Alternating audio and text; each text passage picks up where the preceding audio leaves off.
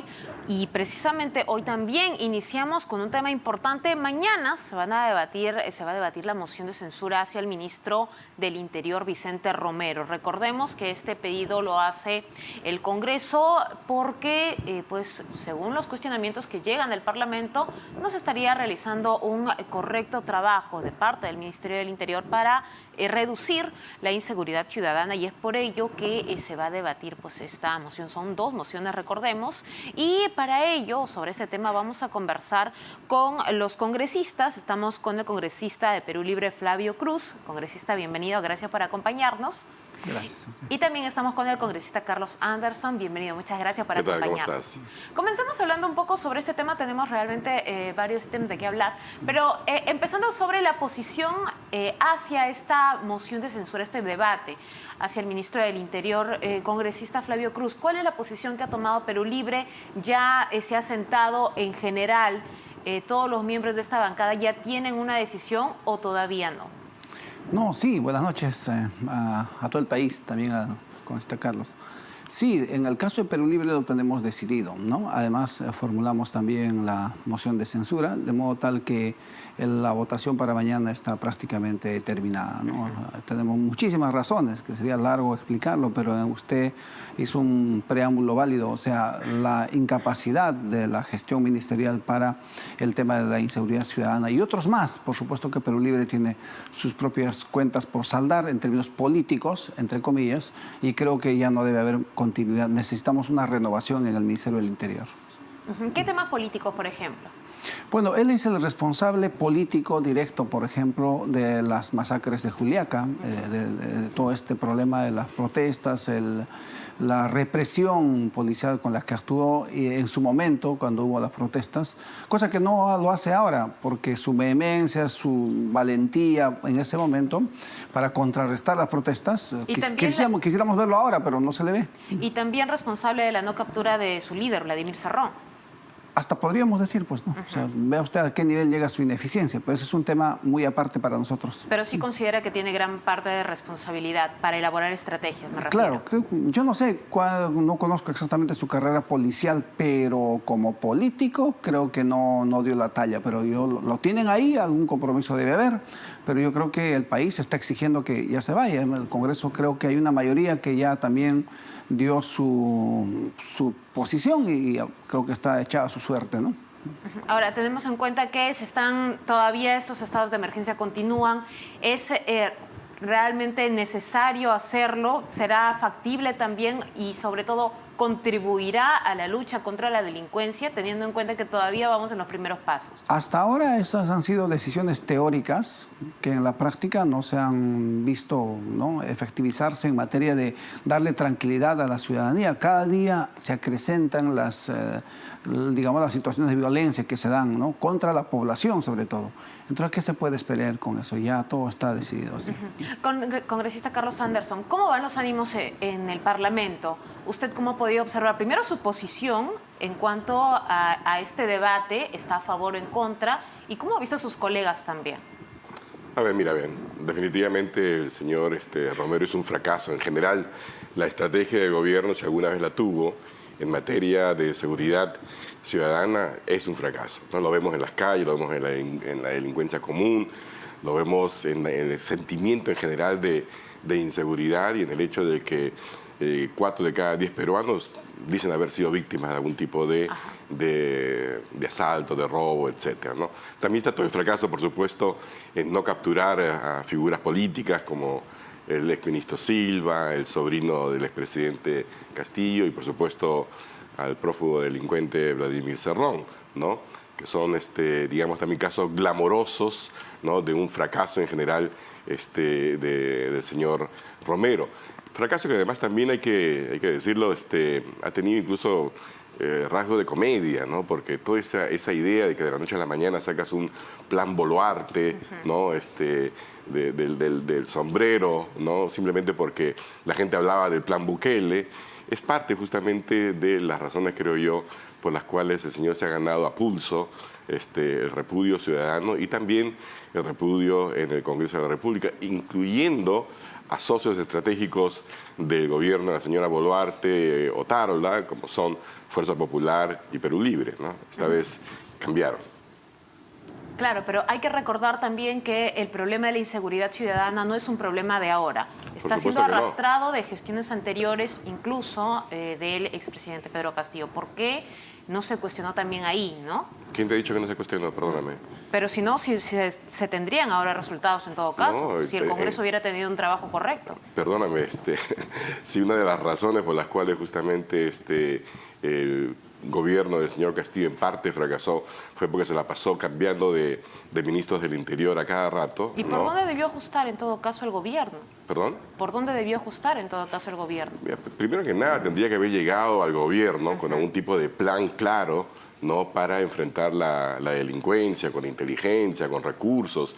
Tuvieron un primer presupuesto, por ejemplo, donde no se le dieron los recursos a la policía, un segundo presupuesto donde no se le dieron los recursos a la policía, porque aquí hay que decirlo, hay un sentido de continuidad también en la ineficiencia en materia de seguridad ciudadana, ¿no? Y ahora con un cambio en estos momentos, ¿realmente usted cree que hay, para empezar, personas lo suficientemente capaces que puedan reemplazar al actual ministro y que pueda dar la talla para un trabajo contra la inseguridad ciudadana? Mira, perdóname, pero si no tenemos gente más capaz que el señor Romero, entonces apaguemos la luz y vayámonos todos, ¿no? O sea, no podemos poner la valla tan baja para decir que el señor es el, qué sé yo, el plus ultra o no sé qué cosa de la seguridad ciudadana, por favor. El señor es un fracaso en todo ámbito. No hay un solo tema en el que pueda decir, sí, yo transformé la policía, yo me aseguré de que tuvieran los recursos, yo he hecho de que no haya pues cementerios de automóviles policiales y motos en la comisaría, yo he logrado este mayor presupuesto, he logrado esta mayor eficiencia, he hecho que las escuelas de policía pues estén bien pertrechadas, con profesores, con respeto a los derechos humanos y todo lo demás. He hecho estas capturas y no simplemente pues la captura de unos cuantos por ahí supuestamente remanentes de Sendero Luminoso para ponerlos en televisión. ¿Y no hay ni siquiera algo que pueda usted rescatar de su gestión? Hay que tener en cuenta que finalmente ese ministro está a cargo recién, bueno, ni siquiera ha cumplido un año. ¿Se esperaba o cuánto tiempo usted cree que se necesita para ya ver resultados? Mira, uno no puede improvisar. Y yo creo, siempre le he dicho, si uno no está preparado para un cargo, no debe aceptarlo. El señor Romero ha sido ministro anteriormente. Es una persona que viene del estamento, digamos, de seguridad. Tendría que haber tenido una mejor lectura de la situación de inseguridad y tendría que haber llegado con alguna idea de qué cosas de manera puntual hacer para mejorar la situación. No lo hizo nunca. Entonces, ¿qué vamos a esperar? ¿Otro año más de superinseguridad, del desastre que tenemos hoy día en materia de seguridad? Para ver si de repente la chunta.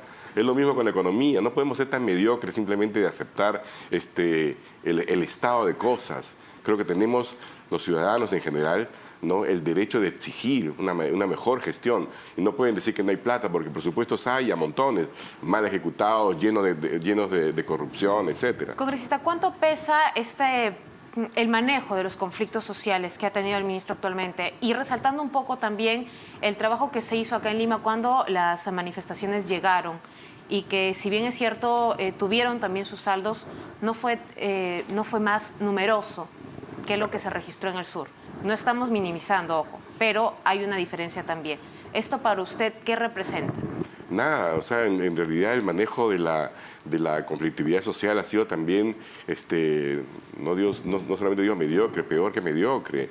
El hecho de que todavía, ¿no?, tengamos, después de casi un año, ¿no?, por ejemplo, no tengamos pero ni la más mínima idea de qué fue lo que pasó. Y por lo tanto, si no saben lo que pasó, que causó 40 y tantas muertes, ¿no?, entonces no sabemos entonces qué cosas tendrían que haber evitado para que esto no vuelva a suceder. O sea, si fueron, digamos, fracasos en la estrategia o irregularidades que podrían ser, digamos, solucionadas, no las sabemos, no las conocemos, no ha habido el ímpetu, ¿no? Y es una de las críticas válidas al gobierno de la señora Boluarte y Otárola, ¿no? Porque caramba, simplemente están esperando que pase el tiempo y que uno se olvide. Y eso no es así. Perfecto. Congresista Flavio Cruz, en el caso se dé la censura y el ministro presente su renuncia, la presidenta va a tener 72 horas para aceptarla. En el caso del Parlamento, ¿cuánto tiempo le darán al nuevo ministro para que dé resultados?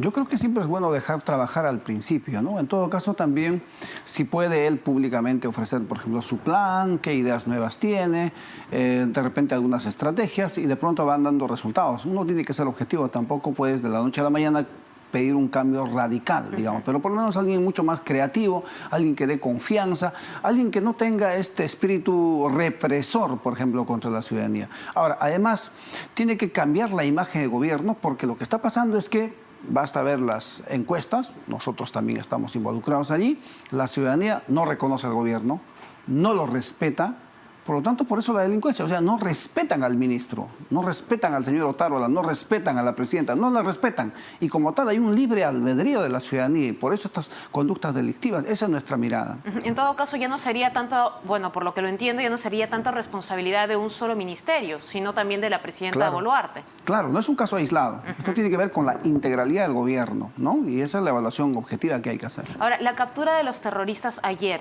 que se dio pues con bombos y platillos, ¿también representa o puede haber o ha generado algo positivo para ustedes? Bueno, quizá ahí podemos tener una coincidencia, por ejemplo, con el congresista Carlos. O sea, para la imagen, para la foto, y como dicen los subordinados. Por favor, dándole la bienvenida al congresista Eduardo Salguana, congresista de APP, que se incorpora a la mesa. Congresista, bienvenido. Antes de pedirle las reacciones sobre las palabras que ha dado el primer ministro en CADE, preguntarle también sobre su postura ante este debate de la moción de censura que se le está presentando al ministro del Interior. Primero, un saludo cordial a Carlos y Flavio, distinguidos y colegas y amigos en el Congreso de la República. Nosotros hemos señalado de manera reiterada que creemos que pese a los esfuerzos del ministro, él no ha logrado establecer estrategias claras ni consolidar un liderazgo que le permita conducir la lucha contra la inseguridad ciudadana. Y creo que la delincuencia, todos lo podemos comprobar diariamente, no solo en Lima, sino en todas las regiones del país, la delincuencia común ha crecido indetenible, ¿no? Entonces creo que si las cosas no están caminando, creo que hay que hacer un recambio, ¿no? Se necesita un nuevo liderazgo, estrategias distintas, que tiene que pasar por fortalecer la Policía Nacional de Perú, no podemos tener comisarías desimplementadas, que no hay patrulleros. ¿APP va a apoyar una censura?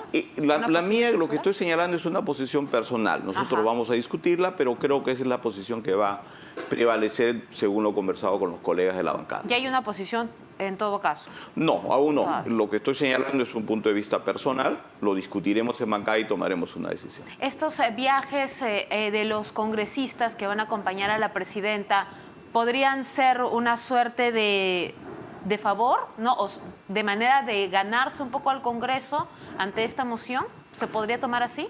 No creo, no creyera, porque en los que han acompañado a la presidenta hay varios que tengo entendido sus bancadas han firmado la moción de censura, ¿no? Y creo que lo que significa ello es de que hay un espíritu de colaboración entre los poderes, ¿no? La presidenta ha invitado a algunos colegas parlamentarios de diversas bancadas y creo que es importante que vayan ellos a observar, a aprender, a escuchar y obviamente enterarse en detalle de lo que significa una reunión de esta magnitud, porque la PEC es un foro económico sustancial para el país. El 70% de las exportaciones del Perú van a países de la PEC y creo que es importante participar de manera dinámica y activa, en este caso a través de los colegas parlamentarios. Congresista, aprovechando también el tema de que van a estar realizando diferentes votaciones esta semana, una de ellas o un tema pendiente va a ser este debate que van a tener para definir si se elimina el cargo de prefectos y subprefectos. Hay que recordar que en este fin de semana se conoció, ¿no?, que el exprefecto de Cajamarca estaba pidiendo dinero para poder, ¿no?, colocar a los subprefectos. ¿Usted qué opina al respecto sobre esta votación también que se tiene en cuenta? Primero, que toda situación o denuncia vinculada a actos de corrupción como las que ha denunciado la prensa tiene que ser investigado a fondo, ¿no? Sea quien fuese el presunto autor o responsable. Y segundo, eso nos pone en cuestión precisamente la continuidad o no de las autoridades políticas, ¿no? Que se podía explicar antes, ¿no? Pero creo que ya en un escenario como la que tenemos ahora, gobernadores regionales, alcaldes distritales y provinciales mucho más protagónicos, un poco que la figura del prefecto, subprefecto o autoridades políticas, un poco que se pone en cuestión, ¿no? Se discutirá, se debatirá, pero yo creo que es momento de revisar el tema y tomar una decisión al respecto, ¿no? Perfecto. Congresista Carlos Anderson, ¿para usted debería todavía permanecer este tipo de cargos o deberían eliminarse? Deberían eliminarse. Recuerdo, por ejemplo, que creo que en 2021 significaron un gasto de 50 y tantos millones de soles, ¿no? No sé dónde estará ese nivel hoy día, pero yo puedo pensar en muchísimos usos más inteligentes, más nobles, ¿no? De esos recursos, que dárselo a un grupo de personas que están allí simplemente para ser los ojos y oídos, digamos, del gobierno. Eso creo que es una función ya del pasado, ¿no? ¿Cuál es la posición de Perú Libre, congresista Flavio?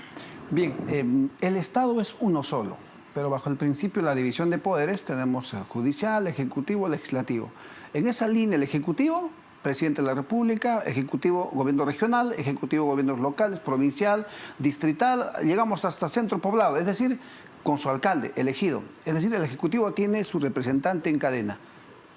¿Para qué hacerle un paralelismo? Ya la historia ha cambiado y están de más estos cargos prácticamente simbólicos, ¿no? De Por su parte, ¿usted no le encuentra alguna tarea específica ni importante? No, y lo vivimos, que hacemos función representativa nosotros en nuestras regiones.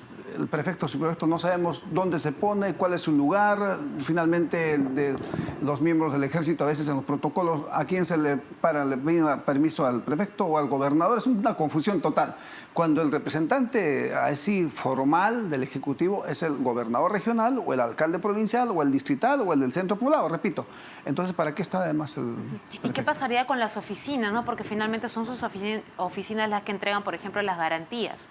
¿Alguno de ustedes que me pueda responder? Es cuestión de trasladar esas funciones, ¿no es cierto?, a otra entidad, ¿no? También, ¿a cuál, por ejemplo? En el Ejecutivo también. Yo creo que hay que rediseñar nada más y resuelto el asunto, ¿no? Otra votación que se ha tomado en cuenta y que también ha dado mucho que hablar es la decisión de la Comisión de Constitución, que ha aprobado la reelección de alcaldes y gobernadores. Todavía queda pendiente pues el debate, ¿no? Pero ¿cuál es la posición de ustedes, por ejemplo, al respecto? En el caso de Perú Libre, nosotros sintonizamos con la población.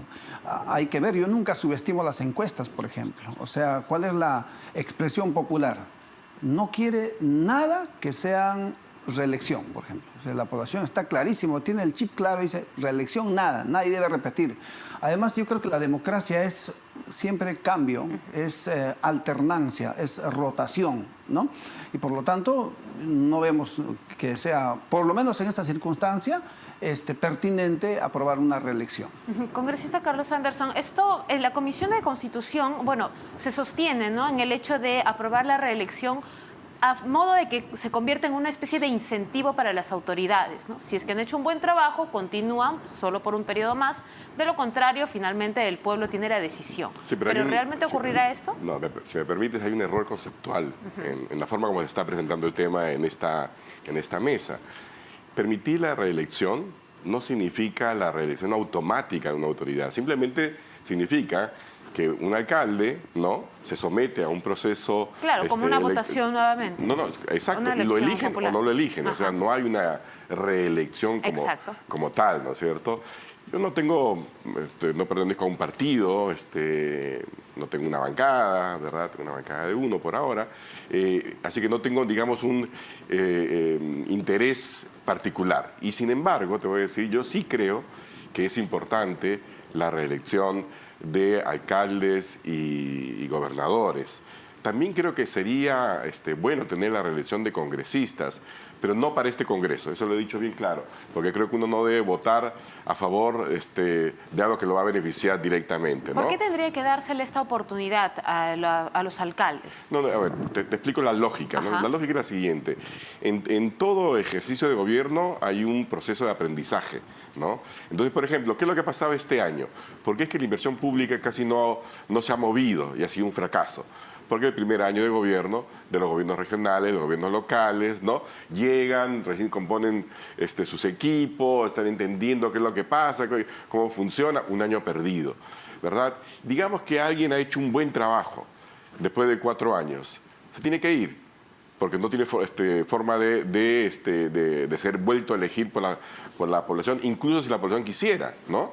Entonces tiene que venir otro que va a volver a repetir el ciclo de aprendizaje. Entonces, en realidad, los periodos de 4 años se reducen a 2 años y medio, más o menos, efectivos. Yo creo que es un desperdicio. En todas partes del mundo existe el derecho a la reelección de las autoridades, siempre y cuando, por supuesto, los ciudadanos decidan que han hecho un buen trabajo, ¿no? Entonces, yo, en principio, ¿no?, estoy a favor de la reelección de las autoridades, incluyendo, como digo, de los congresistas, pero no para este Congreso, sino a partir del 26 en adelante. Perfecto. Hacemos el tema pendiente también del séptimo retiro de la AFP. El parlamentario José Luna ya asegura que tiene la votación o el apoyo de gran mayoría de bancadas, ¿no? 7 bancadas, según refiere él, están apoyando la propuesta de retirar hasta 4 UITs de los fondos de AFP. Congresista Eduardo Salguana, ¿cuál es la posición de APP actualmente? Primero, sobre el tema de la reelección que estabas conversando en el segmento anterior, APP, nosotros hemos respaldado el día de hoy en la Comisión de Constitución, estamos totalmente de acuerdo. Creemos que no debemos desperdiciar la experiencia adquirida por alcaldes, gobernadores y congresistas. El periodo de 4 años realmente es corto, primero, segundo de aprendizaje, al cuarto te vas, y el que viene quizás llega con el mismo desconocimiento con lo que tú entraste al primer año, ¿no? Ahora, los formatos del InviérteP, la maduración de un proyecto de inversión pública no es menos pues, de 2, 3, 4 años. Entonces, yo creo que la reelección es clave. Y además precisar, como ha dicho Carlos, el funcionario no se elige, el funcionario se somete al escrutinio de los ciudadanos. Si ha hecho un buen trabajo, tendrá el respaldo. Si no, se irá a su casa. Y las estadísticas en el país son claras. Cuando ha habido reelección, por ejemplo, de parlamentarios, no más del 15% eran reelectos, el resto eran totalmente nuevos, ¿no? Sobre el tema de las AFP, nosotros tenemos serias preocupaciones en torno al tema. Creemos que el tema de fondo es un tema que no se aborda, que es el tema de las pensiones. Es decir, ¿qué hacemos con los peruanos, con los ciudadanos que al terminar la vida productiva útil no tienen un fondo por las cuales llevar los recursos necesarios para su manutención? El problema es ese, que nos estamos gastando esos fondos, en las AFP ya no hay recursos, y si ahora damos estos 4, ¿cómo queda el tema de las pensiones? Esa es nuestra preocupación de fondo. Aún no hemos tomado una decisión sobre este tema del retiro de los 4 UITs, pero le explico a la ciudadanía, a tus televidentes, que esa es la preocupación en APP, y creo que deberíamos ir a un debate del tema de fondo. ¿Qué hacemos con el sistema de pensiones en el Perú? Hay una propuesta de reforma total de parte del mismo Ejecutivo que ya ha sido presentado ante el Congreso. ¿Se ha evaluado? Y es un desastre. Es un desastre. Es un desastre esa propuesta, ¿no? Nosotros hemos exigido, yo personalmente lo he hecho varias veces, que nos den por lo menos el estudio actuarial. ¿Por dónde falla, congresista? Okay, para comenzar, ¿no? En mi opinión, nace desfinanciado. Fíjate, dice una cosa un poco para que la presidenta, imagino, eventualmente diga, todo el mundo tiene pensiones en el Perú. Así como dice que todo el mundo tiene seguro de salud, ahí va a decir, todo el mundo tiene pensiones en el Perú porque ahora, a partir de los 18 años, tú tienes que elegir o ONP o sistema privado, en teoría, ¿no? Porque, carambas, hoy día hay 1,5 millones de jóvenes que ni trabajan ni estudian, en este momento. Entonces, si yo paso la ley, al día siguiente esos jóvenes tienen que elegir, ¿no?, o ONP o AFP, pero las AFP no han cambiado sus reglas. Entonces, si tú no tienes un empleo formal, no puedes entrar al sistema de AFP. Así que, ¿cuál es tu default? ¿A dónde vas a ir de todas maneras? Al sistema de ONP. Y el problema con el sistema de ONP es que es un sistema de reparto, es decir, ahí no hay cuentas individualizadas, es el monto de todos, ¿no? Etcétera.